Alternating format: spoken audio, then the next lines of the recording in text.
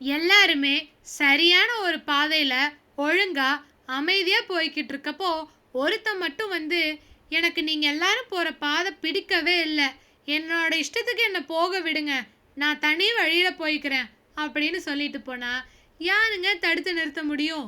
அதுலயும் இவ்வளோ பெரிய காட்டுக்குள்ள கஜாவுக்கு சின்ன வயசுல இருந்தே கூட்டத்தோட சுத்துறதுன்னா ஆகவே ஆகாது. எப்ப பார்த்தாலும் கும்பலா இருந்துகிட்டு இருக்க மாதிரியே இருக்கும். சாப்பாட்டுக்காக ரொம்ப தூரம் நடந்தாலும் கிடைக்கிற சாப்பாட்டை அத்தனை பேரும் பகிர்ந்துட்டு சாப்பிடணும். தனக்கு பிடிச்ச பழத்தை தானே சாப்பிட முடியாது. ஒரு இடத்துல நின்று புதுசா ஒரு பறவைய நின்று ரசிக்க கூட முடியாது. கேட்டா கூட்டம் ரொம்ப நேரத்துக்கு மேல ஒரு இடத்துல இருந்தா ஆபத்து, சீக்கிரம் போகணும் அப்படின்னு அம்மா சொல்லுவாங்க. ஏமா நம்ம மட்டும் கூட்டத்தோட இருக்கணும், தனியா போயிடலாம்ல, நம்ம சௌரியத்துக்கு சந்தோஷமா இருக்கலாம் அப்படின்னு கஜா சொல்லும். ஆனா கஜாவோட அம்மா தான் அந்த கூட்டத்துக்கே தலைவி. அதனால வேற வழி இல்லாம கஜா பல்ல கடிச்சுக்கிட்டு இருக்கும். ஒரு கட்டத்துக்கு மேல இவங்க எல்லாத்தோடையுமே இருக்கிறது கஜாவுக்கு வெறுக்க ஆரம்பிச்சிருச்சு. போங்கம்மா, நான் எப்ப எது பண்ணணும்னு சொன்னாலும் நீங்க அது சரியில்லை, கூட்டத்துக்கு ஆபத்து வந்துடும்னே சொல்லிக்கிட்டு இருக்கீங்க. பேசாம நீங்கெல்லாம் ஒரு பக்கம் போங்க, நான் பாட்டுக்கு என் வழியில போய்க்கிறேன், அதுதான் நம்ம எல்லாத்துக்கும் நல்லது அப்படின்ட்டு கஜா தனியா போக ஆரம்பிச்சிருச்சு. அவங்க அம்மா எவ்வளவு தடுத்து சொல்லியும் கேட்கவே இல்லை. கூட்டத்துல இருந்து வந்ததுக்கு அப்புறம் தான் கஜாவுக்கு அப்பாடா அப்படின்ட்டு இருந்தது. காலையில இருந்து காட்டுல சும்மா அவ்வளோ சந்தோஷமா குதிநடை போட்டு நடந்துகிட்டு இருந்தது. குட்டி குட்டியான அழகான வண்ணப்பறவைகளை பாட விட்டு ரசிச்சு கேட்டுக்கிட்டு இருந்தது. நல்ல பொசு பொசுன்னு இருக்கிற முயல், மான் இதுகளோட விளையாடி அதனோட பொழுதே ஓடிருச்சு. ராத்திரி நேரம் பயங்கரமா தூக்கம் வந்துச்சு. ஏதாச்சும் ஒரு பக்கம் பார்த்து படுத்து தூங்கணும் அப்படின்ட்டு ஒரு மரத்தடியில வந்து படுக்குது.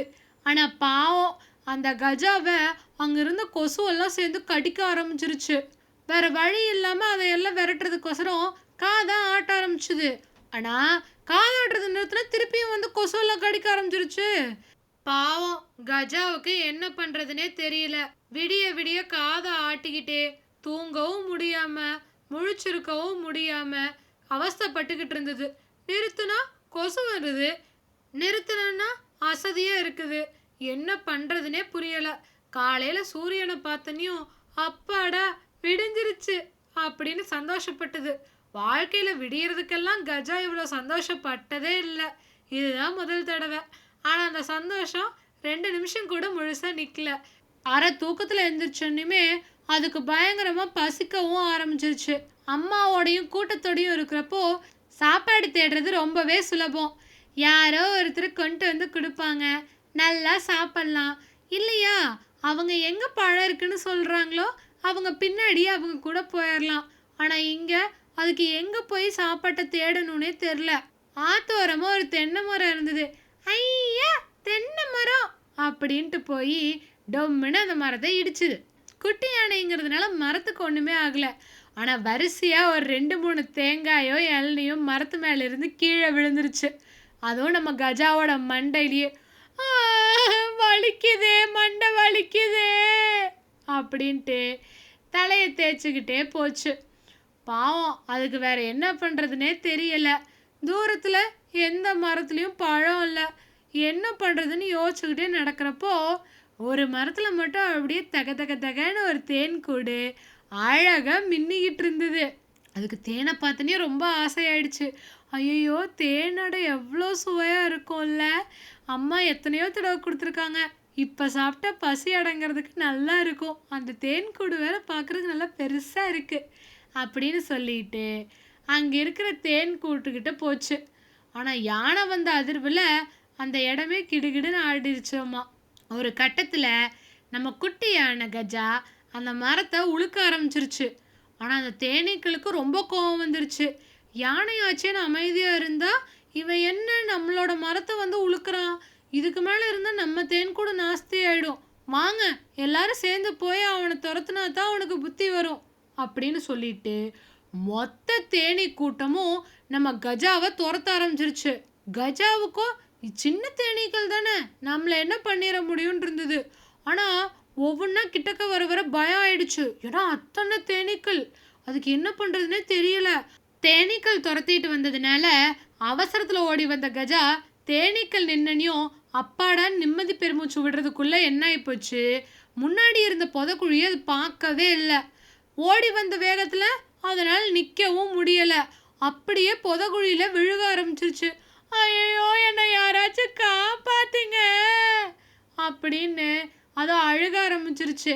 பாவம் குட்டி யானை இல்லையா, தனியா அதனால வெளியில வரவே முடியல.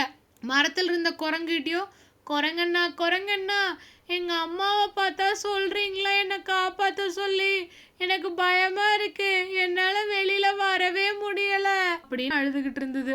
தூரத்துல இங்கே பறவைகள் குரல்லாம் கேட்டனையும், பறவை அக்கா எங்க அம்மாவை பார்த்தா சொல்றீங்களா, நான் இங்க புதைக்குழியில மாட்டிக்கிட்டு இருக்கேன்னு, என்னால வெளியே வரவே முடியல.